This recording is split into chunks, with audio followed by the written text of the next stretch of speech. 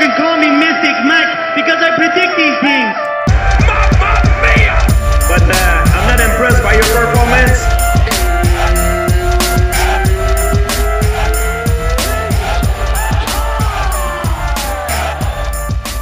Welcome again, MMA true believers, to a new edition of Sucka Shots. On this MMASucka.com exclusive podcast, I'm very happy to say we will be covering a major Bellator event for the first time in show history. As always, we have a guest on to talk shop about their career in the sport, and then they will help me analyze and make picks for this event.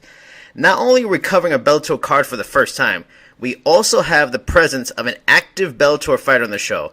But this is not any regular Bellator fighter. He is one of the longest tenured combatants in the company, a must-see action fighter, and truly one of the faces of Bellator MMA. He is the one and only David Caveman Rickels. How are you doing, David? Man, I'm excellent, and that was a great intro. I commend that. That was good. Thank you. I mean, it's all truth because you are one of the biggest names. When I think Bellator, you are one of the names and faces I think of.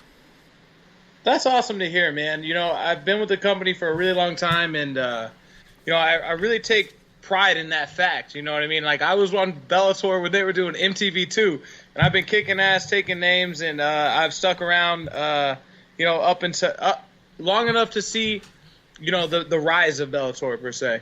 Yeah, and that's one of the questions I wanted to ask you because, you know, now you are 22 fights into your career. If there were no contractual limitations on opponents, you know, who are some of the lightweight fighters, you know, you would love to have a fight with, be it, you know, anybody in the world? Because, I mean, the first one I would think of is, like, a guy like Diego Sanchez. And Diego Sanchez and Caveman Rickels would be insanity. Hell yeah. Like, I mean, there's obviously, you know, tons and tons of. I mean, Ross Pearson would be another really great fight, man. Yes. Dude, there's just a lot of really fun fights all across the board, man. And you know, I'm happy to be in Bellator, and I think there's a lot of really fun fights there too. So, but of course, you know, I would like to fight anybody and everybody, basically. But yeah. Is there anybody in Bellator? What do we do? We sign up. I fight people. End of the night.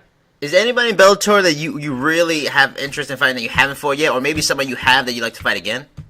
All right, check it out. I need a big win. I need to knock out Josh Koscheck. Oh, dude. Hey, I'm just saying, like, that's a fight that I just feel really confident would be pretty easy and it would look good on paper. Wow. So you would move up and wait for that? Well, I'm fighting at 70 now. Oh, you are? Oh, okay. So the last fight against, who was that? Was his name Darrow? Darrow, yeah. Oh, that was at 70. Oh, I didn't realize that. So Darrow was kind of a way for me to test the waters of moving back up to 170. My first, you know, I mean, 20 fights. I had 12 amateur fights, and then I think it was my first 9 or 10 pro fights I fought at 170. So I'm not unfamiliar with the 170 weight class, but I'm just super excited to be back at it. I feel a lot better. So you know, what made you go to 155 for so long? I mean, because you did have success there. What was the advantages of going down if you had done so much amateur stuff at 170? Yeah, I did. Well, I fought in the tournament for the welterweight tournament for Bellator, and I ended up losing like a pretty controversial split decision to Carl Almasu, and you know, the dude was just a lot more powerful than me. Like, he held me down. And just kind of controlled position by being stronger and kind of just squeezing me, doing the whole lay and pray thing. And yeah, man, I just did not like that feeling, man. Right. And at 155, I'm way bigger than my opponents. I just have one of those weird bodies where I'm almost too big for 55, and then a little smaller at 170. So would you be a proponent of like a 165 weight class if they ever did something like that? I would. I am a huge proponent of 165. Well, I mean, let's talk about some of the decision makers at Bellator. I mean, you know, like you mentioned, you've been there a long time. You know, you've one of the most longest tenured fighters in the company. I mean, the only person I can see that's been there longer is Michael Chandler and Joe Warren. They've been there. You know, you've been there since 2011. They've been there a little longer. You know, what's been like? What's the evolution of Bellator been like for a person that's been there for so long and seen it really evolve, especially now that you have a guy like Scott Coker as the president? Was that a Caveman reference? Did you use evolution because I am Caveman? I did. Why you did that? I might have thrown that in there. I might have. The evolution. Are we talking about the evolution of Bellator or me in my career? I mean both, because it's coincided. As Bellator has grown, so have absolutely. you. Yeah, absolutely, man. I mean, I think it was. I just pulled up an interview that was 5 years ago, which is crazy, and that's when I knocked out. I call him Justin Bieber, but it was Jordan Smith. Jordan Smith for the first round of the welterweight tournament. I knocked him out in 16 seconds at the Mohegan Sun. And, that was 5 years ago, man. So I've been with the company and loving it. And, it's been really fun to watch Bellator evolve. And then also, this is one of the cool things. I'm 28 years old, man. Like, I am still very much evolving in my game. So, It's been perfect as we coincide together and continue this evolution. Now, you have been a part of some major fights. Specifically you in the lightweight tournament final. You had a title fight with Michael Chandler.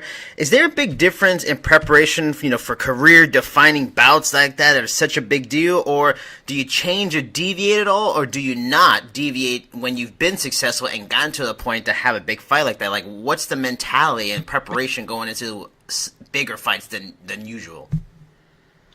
One of the problems I think that I've made in my career is putting too much stress on myself, putting too much stress on victory, man. And, when I felt like I jumped into my first title fight a little too soon.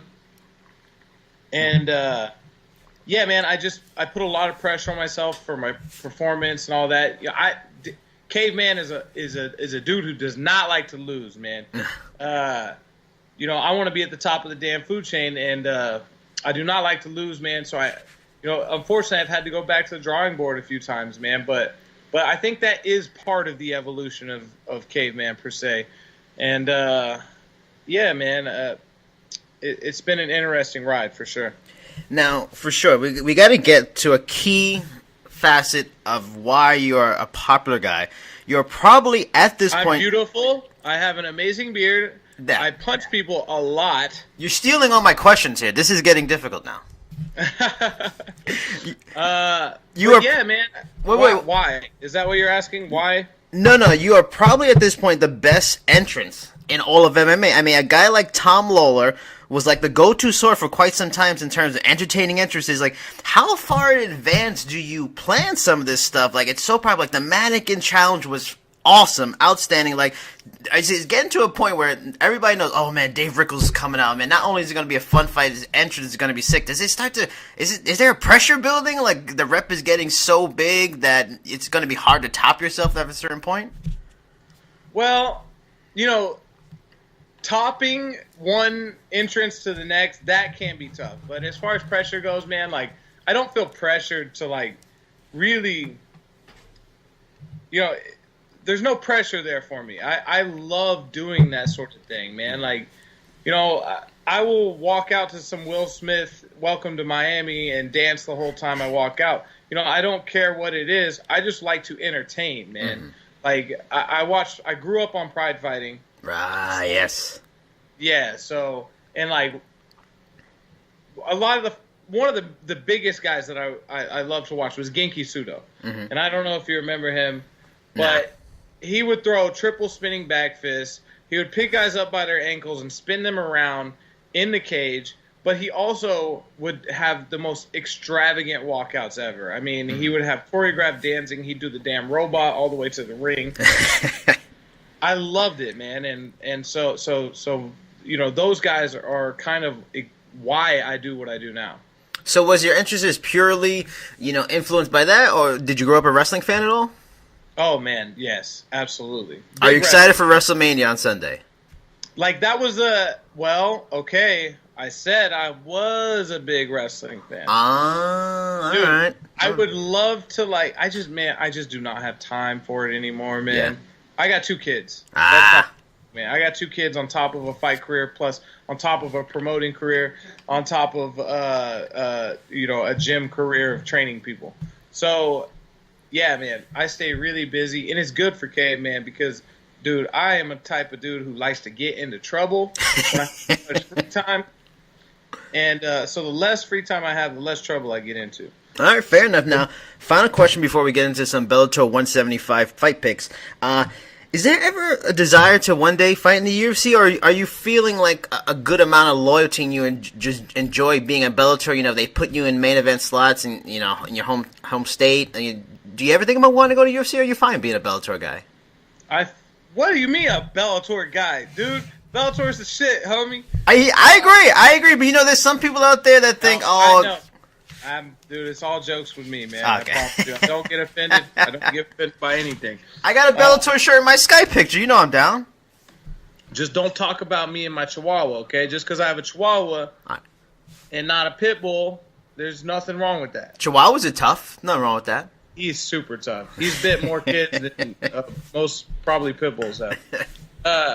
But anyhow, there's no pressure or there's no need for me to go to the UFC. Like, I'm happy. I am truly happy just performing on one of the biggest stages in the world. You know, Bellator. Let's be honest. That's number 2, right? Mm-hmm. It's number 2. But if you've trained anywhere and you know anything about fighting, man, there's a very, very small, very minuscule gap between the top of the top between Bellator and UFC. Mm-hmm. Now. Moving on to some fight picks. This is one of my favorite parts of the show now. We're going to talk about Bellator 175. It's tomorrow night. We're going to keep it short, keep it sweet with just 3 fights we're going to talk about from the main card. The first fight we're going to talk about is Chase Gormley, who's 14-5, versus Sergey Karatanov, who's 23-6. Now, some interesting facts about it. Gormley is 6-1 since 2014. His lone loss is to Dan Charles by KO at Bellator 143. He has 8 decision wins of his 14 total wins. Karatanov is coming off a stunning 16-second KO loss to Javier Ayala, which I saw in person, and it was insane. It ended a 5-fight win streak. He has been finished in all of his fights except for 1, and that's 3 by TKO. But he has finished all of his wins except for 1, 13 by TKO or KO. Now, Gormley doesn't have a lot of big wins. You know, it's probably his most notable is Joey Beltran at this point. Can he grind out a decision against a guy like Karatanov, who's such a veteran, who has traveled the world for so many high-level fighters? Or is this more of a perfectly set up, possibly bounce-back opportunity for Sergey Karatanov? What do you think? In my opinion, I think if I was Bellator, now I'll tell you what. I do not know much about Chase Gormley. Is he a grappler? He's a bit of a grappler, but I wouldn't consider him like a top-notch level grappler. But that's his go-to style. That's his game. Yeah. Sergey Karatanov, if I'm his camp, I'm telling him, hey, my boy just came off a KO.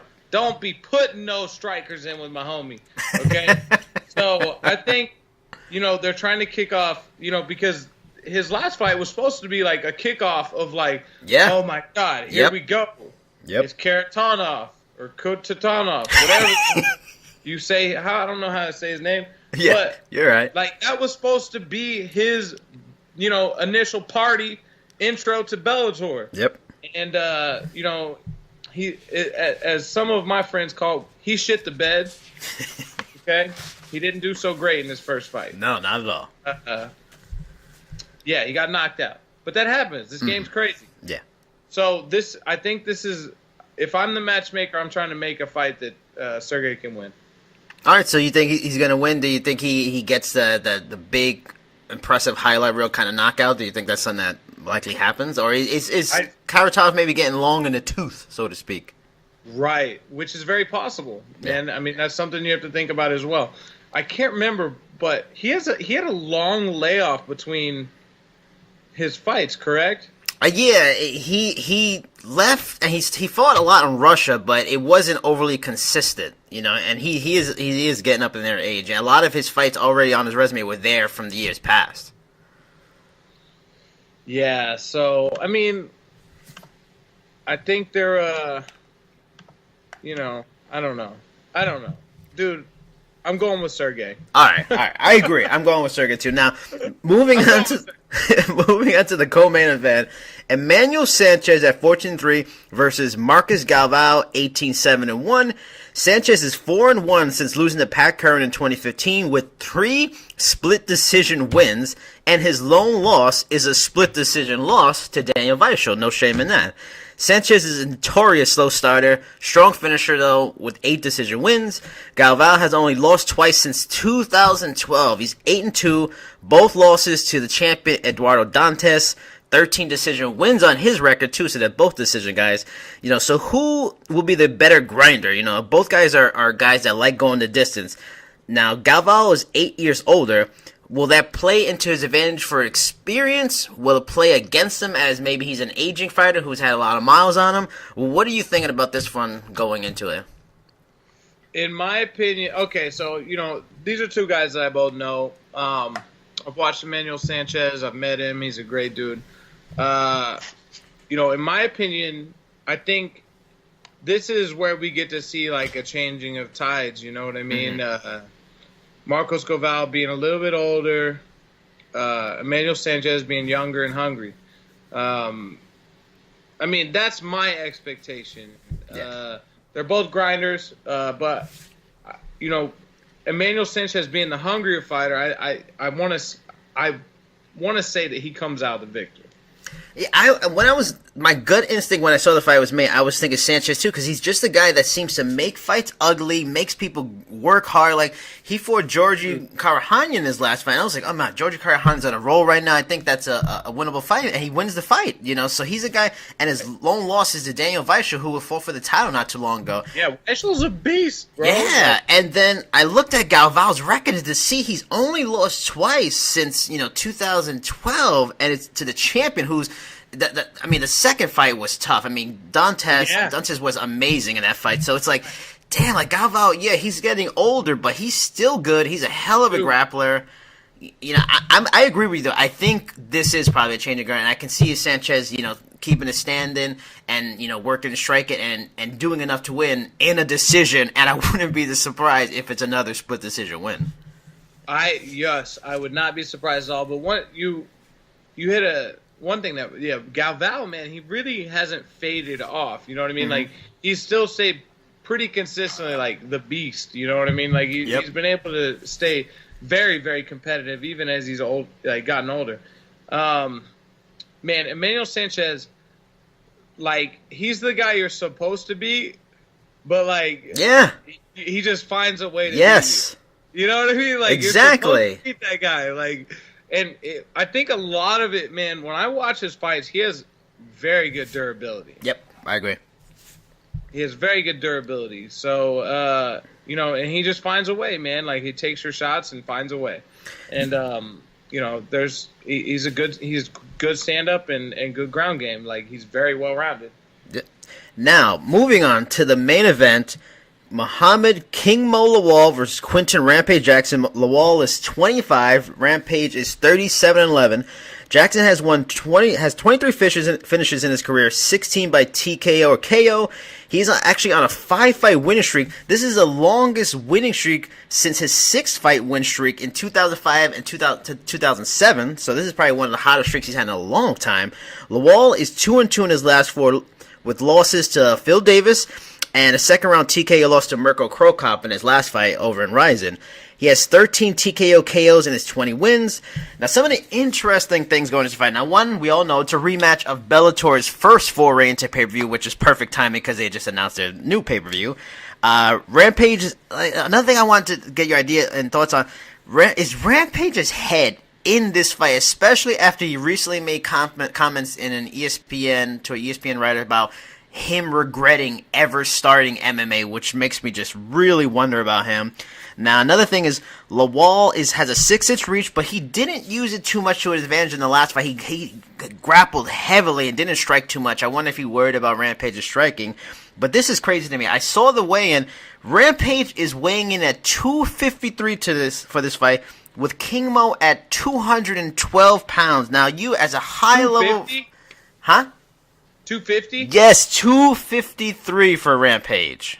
Wow. Now, I mean, unless MMA Fighting Twitter got it wrong, but that's what it had. Now, as a high-level grappler, and now as a guy that's, moving back to 170 from 155, how huge of a problem could that be for a guy like King Mo, who had trouble taking Rampage down in the first fight, though he got him down, if there is that huge of a weight advantage? That's a huge, problem. Man, especially, once a guy knows how to move his weight around, that being said, man, if Jackson's coming in, if he's 253 because he hasn't fucking trained, that's a different thing. You know what I mean? Like, that's a different scenario that we have to talk about. But if he's coming in and he feels good at 253 or whatever it may be, I mean, it's going to be really hard to get that takedown. If he can move his weight around the way that he wants to, it's going to be really hard, man. And I'm really interested to see how that plays out. He's going to have a lot of power at 253 pounds as well. Mm-hmm. And you kind of hit on something. You said, to me, it seems like Rampage Jackson lately doesn't, he's like regretting doing MMA and this and that. Dude, he's going in there just to throw hands. Like, he doesn't care. He doesn't care the outcome. He just wants to make his money and go home. He's going to throw down, though. He's going to throw down and try to win. He's not going to. That's not what I'm saying. But I think he's like, he's taking the pressure off of himself for performance.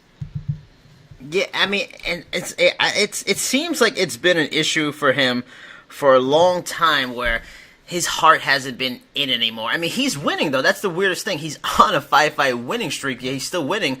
But it's like he hasn't been the same guy. And he's not a young man. I think he's 38 at this point. Not that Lawal is young. I watched the first fight again recently, and it was a close fight. And it seemed like King Mo really did not want to engage very much in standing. He was doing a lot of one punch and then maybe get out of there, set up a takedown, and it was almost predictable in a way, but it seemed like because he's a better explosive athlete at this point in their careers, he got him down. Do you think going into a fight, like I've seen Randy Couture say, when you're going into a rematch, it's harder for the winner because the winner knows what they can do. They're going to do the same thing they did the first time. Is there anything Lawal can do different? Like, what wrinkles do you think he should do and implement to try to get the win clearly this time as opposed to last time? Should he try to strike more? Should he take that risk? I mean, Muhammad Lawal, he's got King Mo, man. Damn, why am I calling Muhammad Lawal? I don't know. I'm trying to be professional. Why don't we just call him King Mo? King Mo. But yeah, I think it becomes an extremely hard fight if he doesn't do that, man. I mean, I'm telling you right now that if I have pretty good grappling, if I know that a guy's only gonna come in and shoot on me, dude, that's like a fight that you're not worried about. You're not worried at all. And you don't want a relaxed fighter, you know what I mean? And if a guy's going to put punches together and then shoot, that makes you a lot more stressful. Yeah. All right, so do you think Rampage is going to win the rematch second time around? Yes. Do you think do. He'll finish him? You know what? To be honest, I need to look at pictures of Quentin Jackson at 253 pounds. Yeah. And see if he looks at least athletic.